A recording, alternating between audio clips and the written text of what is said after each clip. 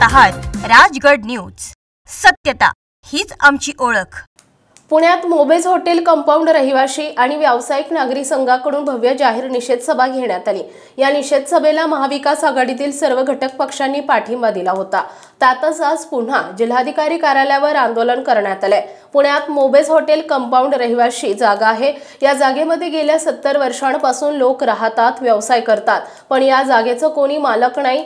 पण केंद्र सरकार आणि पाकिस्तान सरकार यांच्या फाळणीच्या वेळी करार झाला होता, पण या जागेवर हजारो कोटींचा गैरव्यवहार कारण या ठिकाणी नागरिकांना हुसकावून लावण्याचा प्रयत्न होत असल्याचा रिपब्लिकन जनशक्ती पार्टी प्रदेशाध्यक्ष शैलेंद्र मोरे यांनी माध्यमांशी बोलताना वक्तव्य केलंय।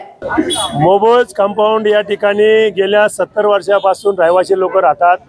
गेल्या 40 ते 45 वर्षापासून त्या ठिकाणी लोक व्यवसाय करतात। या ठिकाणच्या जमिनीचा इतिहास असा आहे की ती निर्वासित जागा आहे। त्या निर्वासित जागेला कोणी सातबाराचा मालक नाहीये, परंतु भारत सरकार आणि केंद्र सरकार आणि पाकिस्तान सरकार यांच्यामध्ये फाळणीच्या वेळी जे झालेला काही करार आहे, त्या कराराच्या दरम्यानमध्ये जे काही करार ठरले होते, काय नेम अटी ठरल्या होत्या, त्या नेम अटीमधली ती जागा आहे।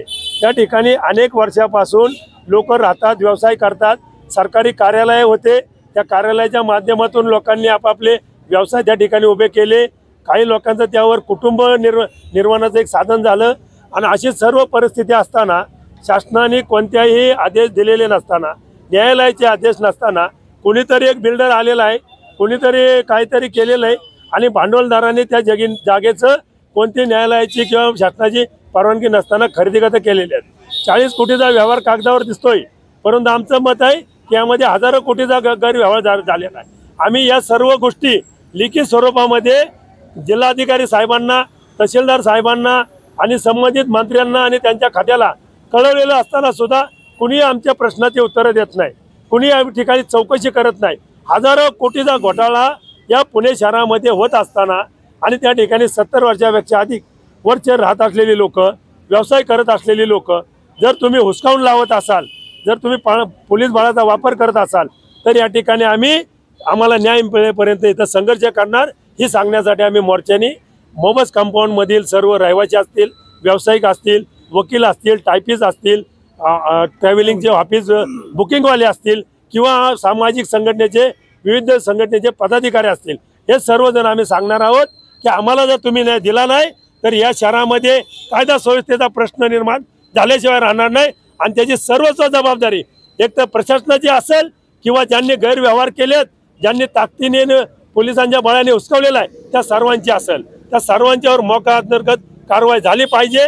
सूर्यकांत येवले पुणे शहर तहसीलदार याला तात्काळ अटक केली पाहिजे, कारण का आमच्यावर कारवाई करण्याच्या 2 दिवस अगोदर 7 सिरीजच्या गाड्या घेऊन त्या ठिकाणी बिल्डर लोकांना जमिनीचे 4 कोपरे दाखवत होता।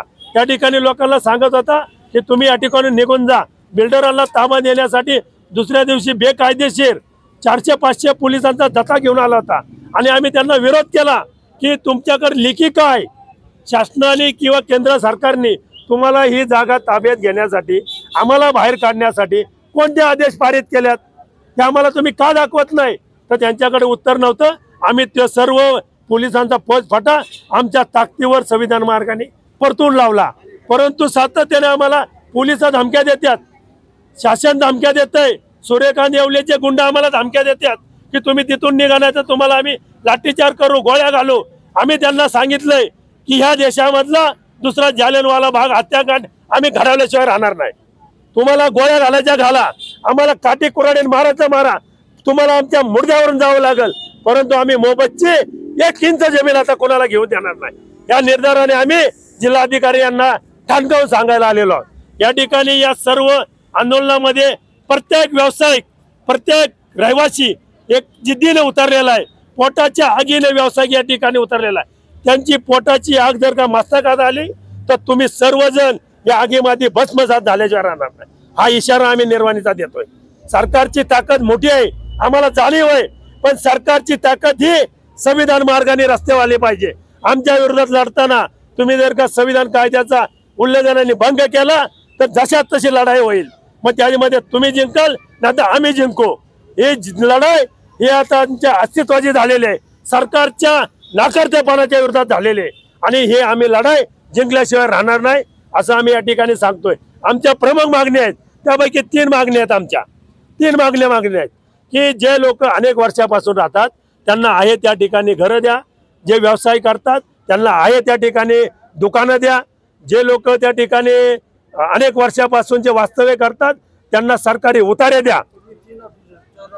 दुसरी गोष्ट, त्या ठिकाणी जे कोणी गैरव्यवहार केलेले आहेत, शासनाची परवानगी नाही, न्यायालयाची परवानगी नाही, ज्यांनी दस्तती केलेले आहेत त्यांना त्वरित अटक करून त्यांना जेलमध्ये टाका।